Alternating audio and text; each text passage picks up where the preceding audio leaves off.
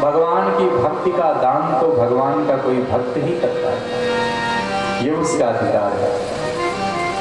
और भगवान का एक स्वभाव है, जैसे आप जाती हो मैया लोग देखती हो, ज्वेलर्स के यहाँ जाती हो, सुनार के यहाँ जाती हो, तो सुनार क्या करता है, सबसे ऊपर चांदी की वस्तुएं बिखेर के रखता है।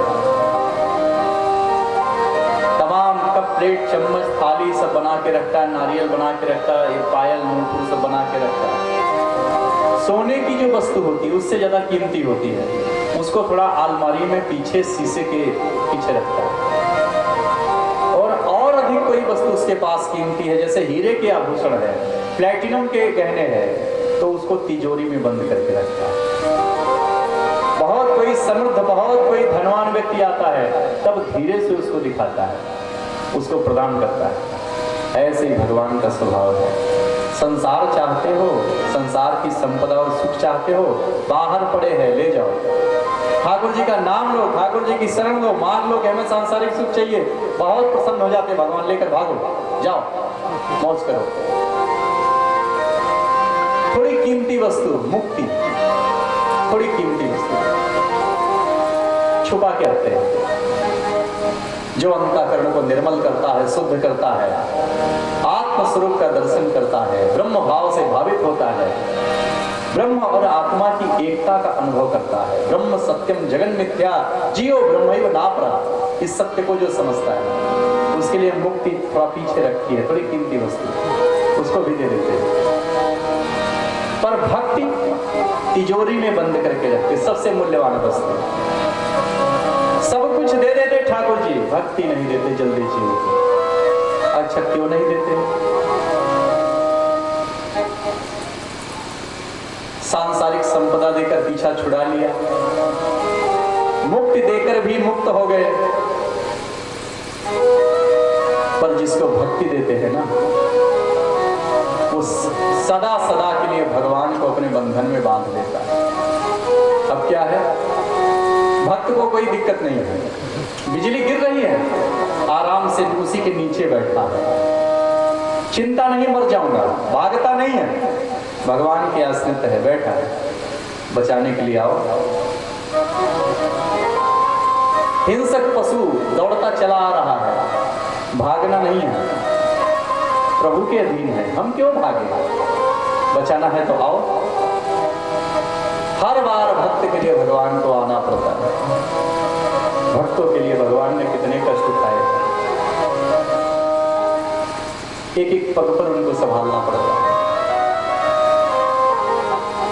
कहते हैं एक कन्या जगन्नाथपुरी में, एक कन्या गीत गोविंद, श्री प्यारे जयदेव की रचना गीत गोविंद, उसके पदों का गान करते हुए जंगलों में घूमती है, कंटकाकीर्ण मार्ग पर घूमती है। और हमारे जगन्नाथ भगवान प्यारे ठाकुर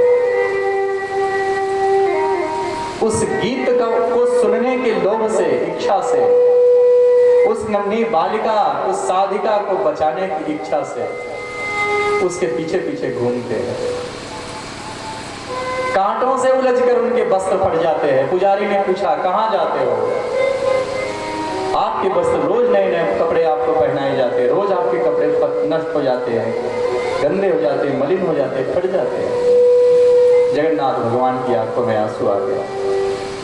आंखें देखी है शायद आपने, आप गए हैं जगन्नाथ जी, दर्शन किए होंगे, जगन्नाथ भगवान की आंखें गोल गोल कितनी विशाल था।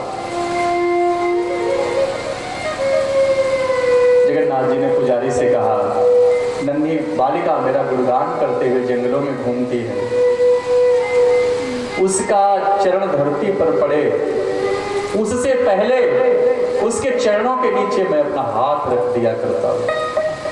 भक्त को बचाने की इतनी चिंता है। जहां भक्त मेरो पग धरे तहां धरूं मैं हाथ, पाछे पाछे मैं फिरूं कभी न छोड़ूं साथ। इसलिए भगवान भक्ति नहीं देते हैं और सब कुछ दे देते हैं। बहुत सुंदर भाव है वृत्तासुर का, कहता है ना मेरे प्राण आपके लिए व्याकुल है। अजात पक्षायु मातरम खगा स्तन्यं यथा वत्सतरा क्षुधार्ता प्रियं प्रियो व्यवसितं विसर्णा मनोरविंदाक्ष दिदीक्षते त्वां। हे नाथ, आपका दर्शन करने के लिए मेरे प्राण व्याकुल हैं। ठीक उसी तरह से